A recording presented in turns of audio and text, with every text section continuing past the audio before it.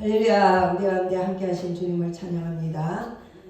이 시간에는 고린도 후서 1장 4절 말씀을 통해서 환난 후에 오는 축복이라는 제목으로 하나님의 은혜를 같이 나누는 시간을 갖겠습니다. 하나님의 말씀 고린도 후서 1장 4절 같이 보겠습니다. 우리의 모든 환난 중에서 우리를 위로하자 우리로 하여금 하나님께 받는 위로로서 모든 환난 중에 있는 자들을 능히 위로하게 하시는 이시로다. 아멘. 우리가 살아가면서 환난을 안 겪는 사람이 없죠. 근데 환난은 다 피해가고 싶은데 하나님이 허락하신 환난이 있습니다. 하나님이 허락하신 고난이 있습니다. 이 환난을 우리가 어떻게 이제 잘 통과하느냐가 중요하거든요. 환난 후에는 반드시 하나님이 주시는 축복이 예비되어 있어요. 그래서 그 하나님이 예비하신 손길을 모르면은 이 환난 가운데 낙심하고 우리가 좌절할 수가 있습니다. 그래서 말씀을 통해서 환난 중에 하나님이 어떤 일을 하고 계신가를 우리가 한번 살펴보기로 합니다. 오늘 고린도후서 말씀에는 우리의 모든 환난 중에서 하나님의 위로가 넘친다고 그랬어요. 하나님의 은혜가 환난 가운데 감춰져 있다는 거예요. 그래서 환난 가운데 하나님을 찾으면서 그 환난 가운데 하나님이 부으시는 위로와 은혜를 충만히 받는 그 시간이라는 거예요. 환난이.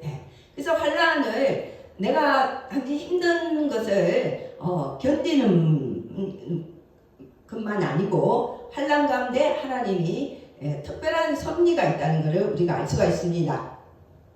그래서 환난을 통해서 하나님이 왜 위로를 주시고 은혜를 많이 주시겠어요?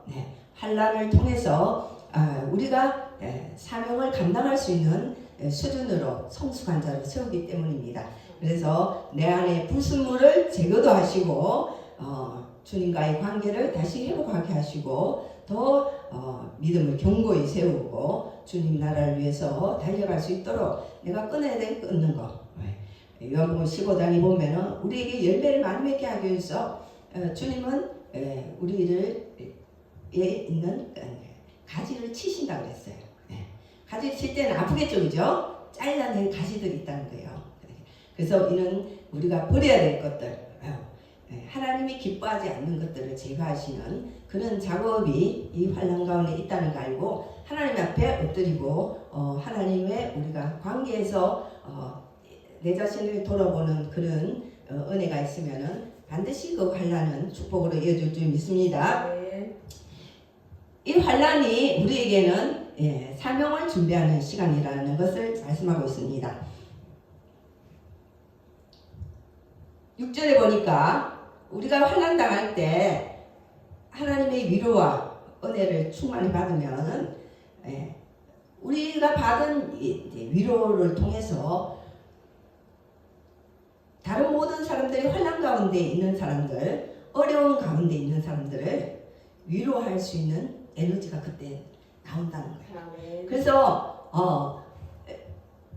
우리의 사명하고 이제 이 환난이 이어지는 거죠. 그래서 환난을 통해서 하나님의 뜻을 발견하고 하나님이 우리의 사명을 감당하기 위해서 우리를 준비시키는 기간이라는 겁니다. 특별히 우리가 하나님이 부어주시는 은혜가 아니면은 우리가 주의를 할 수가 없어요. 그런데 하나님이 부어주시는 은혜가 이 환난 때 우리를 만지시면서 그때 부어주시는 하나님 위로의 은혜로서 또 많은 고난 가운데 있는 사람을 도울 수 있는 사명의 길을 갈 수 있도록 하나님이 준비하신 때라는 것을 알 수가 있습니다. 아멘. 그래서 환난은 우리가 고통스럽지만은 하나님의 섭리가 관해 있다는 걸 알 수가 있습니다. 요한복음 11장에 보면은 나사로의 죽음의 사건이 있습니다. 하나님이 특별히 나사로 가정은 굉장히 사랑하는 가정이었어요. 그런데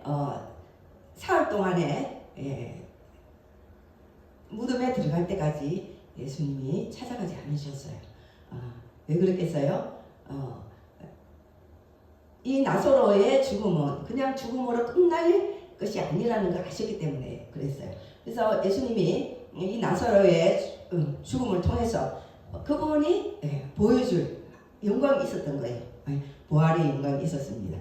그래서 나사로의 죽음을 다른 사람은 비통해하고 힘들었지만은 예수님이 그 나사로의 죽음을 볼 때는 나사로의 그 중병이 있을 때도 이 병은 죽을 병이 아니고 하나님의 영광을 위하는 것이다 그렇게 말씀하셨어요. 그래서 우리는 이제 정말 죽을 것 같은 그런 환난을 우리가 만날 때도 있죠. 그런 상황에서도 주님 편에서 보면은 그거는 내가 고통받는 것으로 끝나는 것이 아니고 다시 내가 일으켜서 생명의 부활로 나아가는 계기가 될 것이라고 말씀하고 있는 겁니다. 그래서 우리가 환난을 만났을 때 이길 수 있는, 잘 통과할 수 있는 비결은 주님을 바라봐야 됩니다. 환경을 바라보면 이제 낙심하게 돼요. 절망하게 됩니다. 환경은 거의 내가 죽을 것 같은, 수민을 같은 그런 위기가 있기 때문에 내가 고립된 것 같고 외로움도 있을 수도 있고 사방에 우겨쌈을 당하기 때문에 낙심하기가 쉬워요. 그래서 이 환난 때 낙심에서 우리가 주저앉지 않기 위해서는 주님을 바라봐야 되는데 위를 바라봐야 돼요. 그죠? 주님을 바라볼 수 있는 우리 영적인 눈이 열려야 될 줄 믿습니다. 아멘.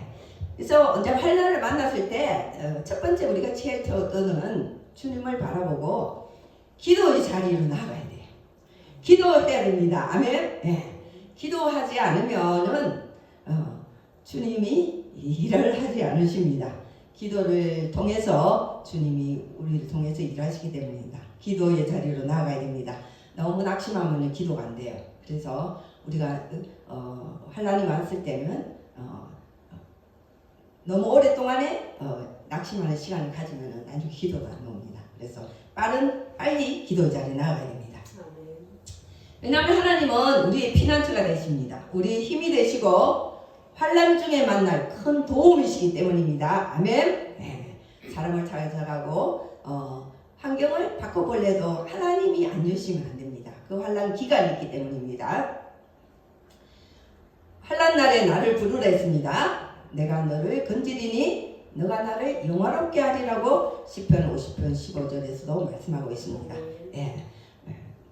환난을 만났을 때 주님께 부르짖었더니 주님께서 내 기도에 응답하셨다는 그런 간증을 할 수가 있는 겁니다. 그래서 우리가 부르짖어 기도하는 게 굉장히 중요합니다. 환난을 만났을 때는 부르짖으라 그랬습니다. 그러면은 내가 알지 못하는 크고 비밀한 일을 내가 알게 하리라 그러셨습니다.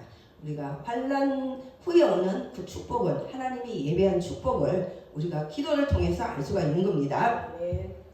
자, 두 번째로 기도를 하되 우리가 믿음을 가지고 기도를 해야 됩니다. 기도를 하면서 낙심하면서 기도하는 건 아무 소용이 없어요.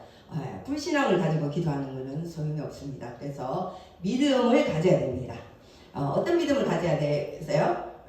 환난 후에 하나님이 나를 축복하실 것이라는 하나님의 계획을 바라볼 수 있어야 됩니다. 하나님의 좋은 계획, 하나님의 선한 계획이 반드시 나에게 예비되어 있다는 것을 믿으셔야 됩니다. 아멘. 하나님은 선하신 분입니다. 우리에게도 선한 계획을 가지고 선한 일을 이루시기를 원하십니다. 하나님의 선하심을 바라보고 끝까지 우리가 인내해야 될 줄 믿습니다. 히브리서 11장 6절 말씀입니다. 같이 읽겠습니다. 믿음이 없이는 하나님을 기쁘시게 하지 못하나니 하나님께 나아가는 자는 반드시 그가 계신 것과 또한 그가 자기를 찾는 자들에게 상 주시는 이심을 믿어야 할지니라. 아멘. 하나님은 자기를 찾는 자에게 상을 예비하고 계셔요. 좋은 것을 예비하고 계신 데 있습니다. 우리가 이제 그 한 예로 이제 한나의 얘기를 잠깐 살펴보겠습니다. 사무엘상 1장입니다. 한나라는 여인이 나옵니다. 이 한나 여인은 남편의 사랑을 많이 받은 여인이었어요. 엘가나는 남편의 사랑을 받았지만은 자식이 없었어요. 그래서 한나는 행복하지 못하고 고통 가운데 있었어요. 둘째 부인이 분이 나였는데 늘 한나를 격동시켰어요. 힘들게 했습니다. 그런데 사무엘상 1장 6절에 보니까 한나가 자식이 없는 것도 하나님이 임신하지 못하게 하셨다 그랬어요. 하나님 자식을 안 주셨다는 거예요. 그게 환란이죠, 그죠? 하나님이 그분은 선하신 분인데 나에게는 다른 사람이 있는 거 없을 안 주시는 거예요, 그죠? 그 얼마나 고통스럽게 됐어요. 그래서 자식을 하나라도 주시면 좋겠는데 이 둘째 여인은 자식을 계속 많이 낳아요. 그런데 이 한나는 자식이 하나도 없는 거예요. 그러니까 자신이 불행하다고 생각했는 거예요. 그래서 이 고통 가운데서 이 한나가 선택한 길은 주님을 찾기로 한 거예요. 그래서 성소에 가서 기도를 시작합니다. 10절 11절 보겠습니다. 한나가 마음이 괴로워서 여호와께 기도하고 통곡하며 서운하여 이르되 만군의 여호와여 만일 주의 여종의 고통을 돌아보시고 나를 기억하사 주의 여종을 잊지 않으시고 주의 여종에게 아들을 주시면 내가 그의 평생에 그를 여호와께 드리고 삭도를 그의 머리에 대지 아니하겠나이다. 아멘. 한나가 성소에 가서 매일같이 기도를 했습니다. 하나님께 이 애통함을, 하나님 원통함을 하나님께 쏟아내면서 간구를 했어요. 하나님, 나에게도 저 다른 사람에게 있는 그 아들 하나 주세요. 그러면서 한나가 기도하다가 소원을 하게 되는 거예요. 소원을 하는데 하나님, 나에게 아들 하나만 주시면 내가 그 아들을 하나님께 바칠게요. 우리가 생각해 보세요. 내가 키우고 싶어서 자식을 달라고 그러는데 하나 주시면 하나님께 드리면은 없을 때 똑같으나요? 근데 이 한나가 기도하다가 하나님 뜻을 발견한 거예요. 이 시대가 사사 시대인데 엘리 제사장이 다스릴 때였어요. 그리고 영적으로 굉장히 어두운 시대였어요. 암울한 시대에 한나가 기도하니까 내 원통함을 가지고 나아갔어요. 한나는 내 문제를 가지고 나아갔어요. 기도하다 보니까 사명을 발견한 거예요. 그 사명이 뭐였어요? 하나님이 하나님의 마음을 깨달게 된 거예요. 내가 그 아들 하나를 갖고 싶어가지고 이렇게 소원하면서 하나님을 찾는 것처럼 하나님도 이 어두운 시대에 어둠의 등불이 될 그런 한 인물을 찾고 계셨던 거예요. 하나님도 그런 아들이 하나 필요했어. 그래서 그 마음을 주신 거예요. 그래서 한나가 이 소원을 하는 거예요. 하나님, 내게 아들을 주시면 하나님이 쓰시는 종으로 드리겠습니다.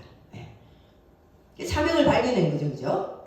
그래서 우리가 이 환란 때는 하나님의 뜻을 발견하고 하나님 나라를 위해서 내가 부르신 자리가 어디라는 것을 알게 하시는 게 그것이 큰 은혜인 줄 믿습니다. 아멘. 그래서 한나의 기도한 대로 하나님이 어느 날 아들을 하나 주셨어요. 그 아들 이름이 뭐예요? 사무엘입니다. 혜성같이 그 시대에 등불이 될 그런 인물을 하나님이 주셨어요. 그러니까 이 한나는 환란을 통해서 엄청 큰 사명을 감당한 거예요. 그냥 보통 가정에 세상에 있는 아들 하나 얻는 그 정도가 아니에요. 그죠? 역사를 바꿀 그런 인물을 세우게 된 겁니다. 그래서 우리가 이 환난 때는 하나님이 특별한 은혜를 주셔서 나의 사명을 발견하고 사명으로 갈 수 있는 길을 열어주시는 그런 축복이 있는 줄 믿습니다. 아멘. 그래서 한나에게 하나님이 아들 하나만 주겠어요. 하나님이 사무엘을 주시고 덤으로 더 구한 것보다 넘치게 주셨어요.